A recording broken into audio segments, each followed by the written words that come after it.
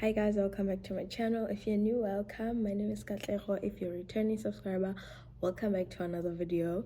Today I'm going to be talking about my experience working as an intern at SANBI, which is the South African National Biodiversity Institute. So you guys know I got an internship back in 2022, the beginning of 2022, and I made a video about it, this video, and I'm just going to talk about it. I had never disclosed on my channel which company I was working for, and with reason, because I don't, I didn't want to. Anyway, a brief overview of what I worked on. Let's get into it. I worked at SANBI, which I have mentioned is the South African National Biodiversity Institute. And I think my whole time through my education, I've always wanted to work at SANBI, because if you're studying environmental sciences, there's no way you don't know SANBI. So it's like one of those companies that is frequently mentioned because it's everywhere. So I've always wanted to work at SANBI, especially because I majored in biodiversity conservation, and yeah, it just frequently came up. So I really wanted to work there because they handle a lot of stuff that happens. They're affiliated with the government. So those are my reasons. For that very specific reason, I was always camping out on the SANBI website. Sometime in late 2021, there was an email that was sent out to all postgraduate students within my department at WITS. There was an email that was sent out. They frequently sent us email about internship opportunities in the field. That email was about an internship position at SANBI, and I got on top of it. I applied, I sent all the required documentation, and that was that. Believe it or not, this was not the first time I had applied to SANBI. Earlier that year, there were research positions, research assistant positions that were advertised. I applied, they got back to me, but that was when I had started with my MSc fieldwork, so my schedule didn't really allow me to have a full-time job. It was just going to conflict with my studies, so I ended up not working as a research assistant. But when the internship opportunity came up, I figured I'm at the end of my MSc journey, I might as well apply, because I would be submitting my MSc dissertation the next year and I would be free and definitely be needing a job. Basically, at SANBI, I was hired as a biodiversity intern through the Groensewenza program. It's a big program that offers internship opportunities, especially to graduates, people who don't have any prior experience working in the field. So that was the program I was working for. It was a 2-year internship program, and I was placed at the SANBI National Botanical Gardens. So what happens with the Groensewenza internship program is, when they release the applications, they are classified within different categories, and each one has specific application requirements. For example, they will say our requirements is that you have a BSc in environmental management or whatever. You need to have a master's. These are the specific skills you need to have to apply for this one. So I chose a category that was specific to my studies and what I was interested in, and that's how I ended up at the Pretoria National Botanical Gardens. And there I was part of the team that works closely with the Scientific Authority of South Africa. What is a scientific authority? It's a body established under South African law to provide scientific advice and information to the government on matters relating to the management of conservation of South Africa's biodiversity. Prior to working in this internship, I had no idea that such a body existed. I had my interview in January 2022. At this point, I was so busy with trying to complete my dissertation and submit it. I was going through a lot. I remember my parents being like, we feel so bad, because throughout the festive season, I would just sit down at the coffee table with papers scattered everywhere, my laptop, trying to write a dissertation. Okay, one day I will talk about my MSc journey, and so this was that time when I was trying to complete everything, and I get an email, congratulations, we received your application, would like to invite you to an interview. I was like, huh, okay, cool. And then they were like, this time it's going to be online because you remember, like, COVID was still. So the interview panel consisted of 4 or 5 people. I can't quite remember. I think it was on MS Teams. I joined online and they also joined online. So I joined a few minutes before. Renee came on and was like, okay, we had just had an interview with someone else, so please wait while the rest of the panel join.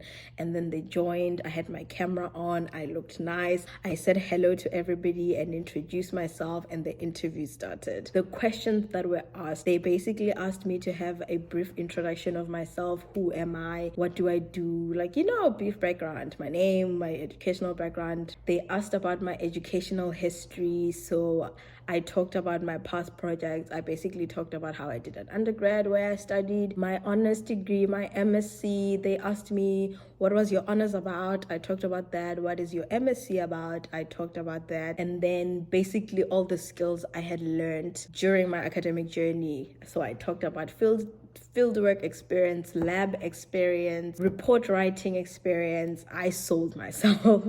And then other questions were kind of scenario-based questions where they asked you, was there a time you've ever had a challenge? How did you experience it? And I would contextualize that in my own life, in my history, my academic history, to say, when I was doing fieldwork, this is a challenge I came across, this is the skills I needed to solve the problem, this is what I did. Basically, there's a problem, this is how I solved it, to see if you would be up for the challenge in the workplace, essentially. And then additional questions were based on my CV. So on my CV, I remember I had wrote that I have a YouTube channel where I talk about environmental sciences and I share my journey as an MSc student. So they asked me more about my channel. What is my channel about? Why did I start a channel? Yada, yada, yada. So now moving on to the first day on the job. I started my job on the 1st of March, 2022. And I had never been to the botanical gardens. And at this time, I was still staying in Johannesburg because of school. So I had to take a Gautrain train super early in the morning. So the first day of my job, I had a meeting with my supervisor. I met the rest of the team. I met other interns in the program. We had an orientation with everybody else in the program. It was online because remember, the intake involves different branches of SANBI, so to speak. So we all hopped on one call for an orientation. This is what the program is about. This is what's expected from you. This is what you will be working on. Now moving on to work details. What did I do for my job? So my job consisted of research, meetings, gang loads of meetings, as well as field work, which I loved. I love road trips. So the internship was focused on nature conservation, wildlife trade, and sustainable use. I think I'll probably make videos about these different concepts or what they entail so you guys can know a little bit more. So you guys know I've been talking about conservation so much. So wildlife trade is basically the buying and selling of live animals and their parts and products. And sustainable use, I'll make a video about that because it's a very, very interesting concept that I had never really been introduced to, and it was very fun to learn about. So with regards to research, there's various projects that SANBI works on as a whole. But then again, SANBI is a huge organization. So as a team, there's various projects that we worked on that requires tons and tons of research. This would involve gathering information online, reading tons of papers, doing a little bit of research, literature review, analyzing data. So when I was at the office, I was working on gathering data, analyzing data. Excel was my best friend for like a large portion of my internship. I also used GIS quite a bit for one of the projects. I was scouring the internet for stuff. I was reading tons and tons of papers related to what we focus on as a team. And one of the fun stuff about my team was on Mondays, we had a team meeting to basically catch up with each other on what we worked on during the past week, to get advice if we're working on something and we need certain input. We need people to fresh ideas. If you're working on something, it's fun to have people chime in and help you out a little bit. So in those meetings, we would start the meeting by presenting a paper. So for example, if it was my turn, I would go online and I would find a paper related to what we do in the team, and then on Monday I would present it to the team and we would discuss it. And that is how we keep up to date with what is happening in the industry and in the field. So it was really nice. I really loved working for that team. I love them all so much, and I've learned so much from each of them. Meetings, we attended so many meetings. And I learned a lot. I learned something from each and every one of those meetings. Even if it's not something necessarily related to environmental sciences, I learned something about how to conduct meetings, how to communicate with people in meetings, how to conduct meetings either with the private sector or the public sector. I learned skills when attending those meetings, and I learned about the involvement of government in certain aspects of environmental sciences, the involvement of the private sector, how they work together, how they don't work together. And the fun thing was, we would attend these meetings and then on Monday, we would debrief with the team. What were your insights? And then we would discuss certain things that we heard in the meetings. And if I had questions, this is why I love the team. If I had questions about stuff that was discussed in the meeting or stuff I heard in the meeting that I did not know about or I was not clear on, I would ask, by the way, when they said this in the meeting, what is that? What does that mean? And because they've been in this industry for such a long time and they have tons of experience, they would explain to us what certain things in the meeting means. Why are we talking about this? Why is this a big deal? Why is this not a big deal? So I learned a lot from everybody in the team. Field work, I loved field work. If you follow me on social media, I think I've posted a bit. I traveled a lot. I traveled to a lot of provinces during my internship. I climbed lots of mountains and I fell a lot while climbing those mountains. I felt very unfit while climbing those mountains. But I had experience about climbing mountains from my MSc, because if you watched my vlogs of doing fieldwork for my master's project, you know I was climbing mountains. So it was fun. We took a whole road trip to KZN, to the South Coast, for the Conservation Symposium, and yeah, I enjoyed every part of it. Lessons learned. The experience was very eye-opening. There's so much that goes into the industry that if I had not done this internship, especially at SANBI, I would not know. Because you need to understand, one of the things that drew me to wanting to work for SANBI so much is because it's almost at the epicenter of everything that happens in the South African environmental science industry. There isn't anything that can happen in South Africa with regards to environmental sciences that doesn't go through SANBI.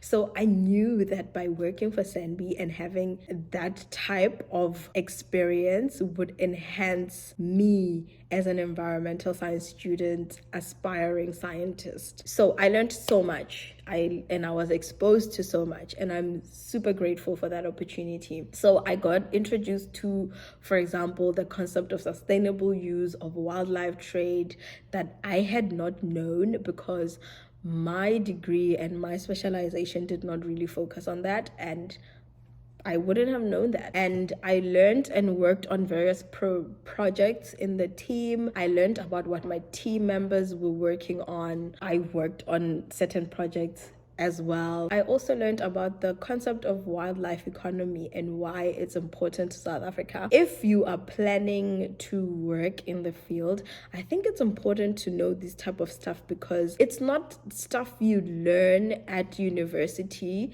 depending on which institution you go to. Unless you specialize in these fields, there's not really a way to learn about them at school. And one of the most nice things, I learned how to think outside of the box. As a scientist, you need to not remain in the box of a scientist. For example, being in a position where we're working with government and we're working with the private sector and we're working with the public sector, we were able to get feedback from different types of stakeholders. That way, you're able to think about an issue from other people's points of views, because as scientists we can be set in our ways to say this is what science says, but you need to understand that this is how this environmental issue affects people, so you need to look at it from their point of view. I never thought that environmental and social sciences were like this, but